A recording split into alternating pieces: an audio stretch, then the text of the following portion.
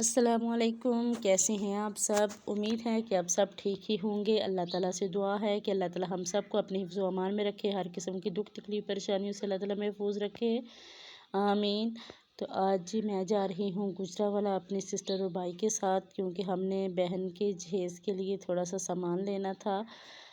तो बस उसी के लिए हम जा रहे हैं। तो मैं पहले अम्मी के घर आई थी, तो यह सिस्टर मुझे दिखा रही थी कि ये भाई जो हमारे बड़े भाई हैं उन्होंने ना इसे गिफ्ट किया था। तो ये कुरान पाक उन्होंने सिंध से अपने दोस्त से मंगवाया था, तो वो दिखा रही थी। तो माशाल्लाह से कुरान पाक तो अल्लाह ताला की किताब है, सारी ही प्यारी होती हैं, लेकिन इसकी पैकिंग बहुत अच्छी और बहुत प्यारी थी माशाल्लाह से। तो बस अल्लाह ताला हमें अपने दीन के रास्ते पे चलने की तौफीक अता फ़रमाए और हमें हर किस्म की नागहानी आफ़तों से महफूज रखे, आमीन। तो बस मैं सिस्टर को बता रही थी कि माशाल्लाह से ये बहुत प्यारा है। तो इंशाल्लाह जी ये कुरान पाक भी वो अपने जहेज़ में अपने साथ लेके जाएगी।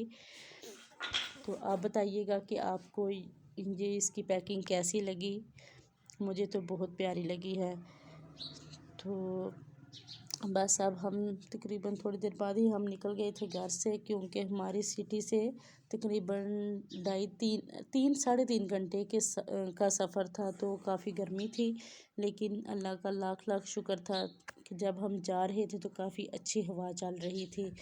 तो जाते हुए तो इतना गर्मी नहीं, हमें इतनी गर्मी महसूस हुई, लेकिन वापसी पे तो तौबा, बस अल्लाह ही माफ़ करे, बहुत गर्मी थी, बहुत दिल घबरा रहा था। बस ये दुआ कर रहे थे कि जल्दी से हम घर पहुंच जाए। तो यहाँ जी रास्ते में हम रुके थे थोड़ी सी रिफ़्रेशमेंट लेने के लिए, क्योंकि आपको पता है कि सफ़र जब दूर का हो तो ये तो चीज़ें साथ में चलती ही हैं, और ख़ास करके लड़कियों की तो ज़रूर चलती हैं।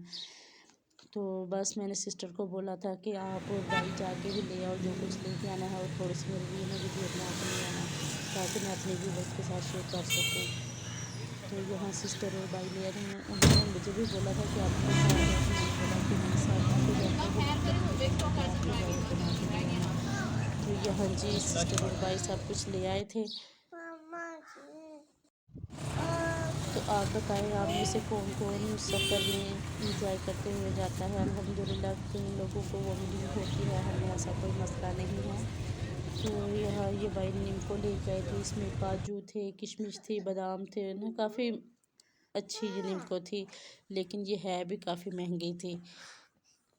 तो यहाँ जी ये वीडियो मेरे ना भाई और सिस्टर ही बना के लेके आए थे।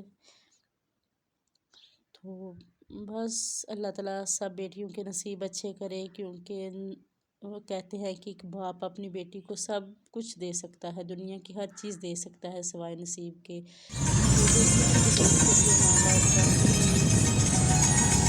मशक्क़त के साथ, काफ़ी मेहनत के साथ, बड़ी तकलीफ़ों से इसको बाकी करते हैं। किसी के पास होते हैं दो पैसे, किसी के पास नहीं होते तो बड़ी सोच के ससुराल वाले दहेज मांगते हैं। लेकिन अब माँ बाप की यही कोशिश होती है कि अपने बच्चों के लिए जितना भी ज़्यादा कर सकें वो करें, ताकि अगले घर जाके उनको किसी से कोई चीज़ मांगना ना पड़े। तो अल्हम्दुलिल्लाह हमारे टाइम में भी हमारी अम्मी ने काफ़ी हमारे लिए चीज़ें बना के रखी थी। अल्हम्दुलिल्लाह मेरी शादी को तकरीबन 10 साल हो गए हैं, आज तक मेरे पास जो है ना काफ़ी बर्तन हैं। अभी तक मुझे नए बर्तनों की ज़रूरत नहीं पड़ी। हाँ, वैसे लेते तो रहते हैं, लेकिन अल्हम्दुलिल्लाह मेरे जहेज़ के इतने बर्तन हैं कि अगर मैं चाहूँ तो शायद आइंदा 20 साल भी मुझे बर्तनों की ज़रूरत ना पड़े, कि इतने ज़्यादा मेरी अम्मी ने हमें बर्तन बना के दिए थे। तो इसके लिए भी, लेकिन हमारे वक्त में इतना जो ना दौर महंगा नहीं था, लेकिन आजकल इतनी महंगाई है, यकीन जाने थोड़े से बर्तन लिए थे और इतने ज़्यादा पैसे लग गए थे।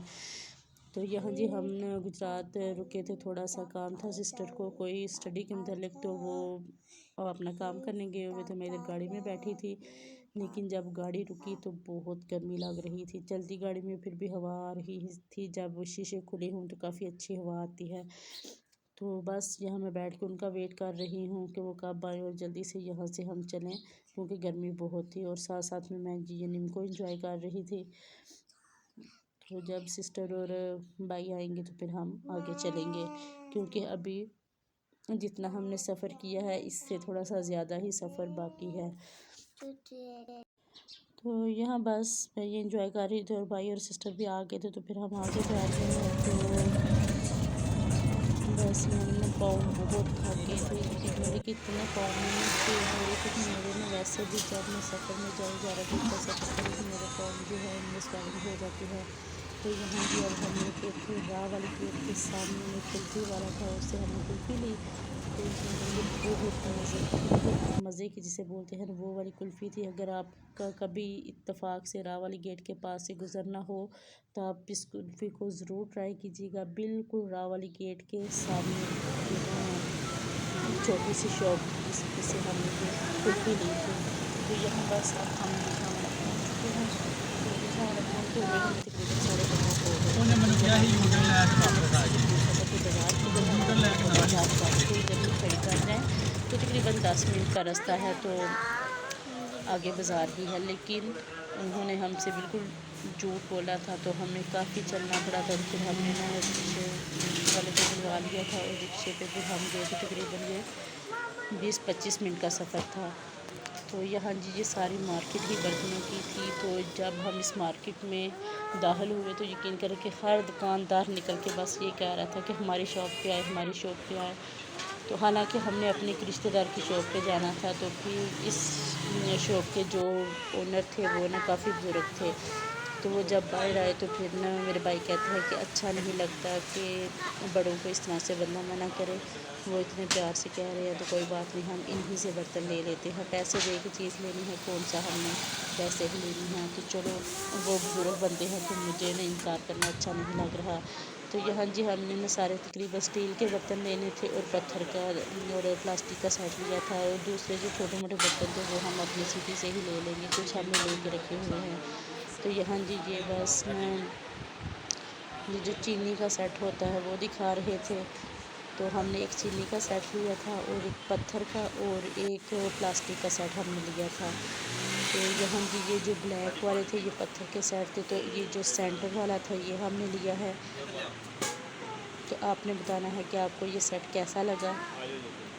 तो अभी तो मैंने वैसे इतना कुछ आपको बिल्कुल क्लियर नहीं दिखाया। अगर आप लोग मेरी वीडियोस को आगे शेयर करेंगे, मेरे चैनल को सब्सक्राइब करेंगे और ज़्यादा से ज़्यादा मैसेज करेंगे तो इंशाल्लाह मैं आपको अपनी सिस्टर के सारे जहेज़ के जो बर्तन हैं एक एक बर्तन निकाल के दिखाऊंगी, चाहे फिर मुझे घर वालों से डांट ही क्यों ना पड़े।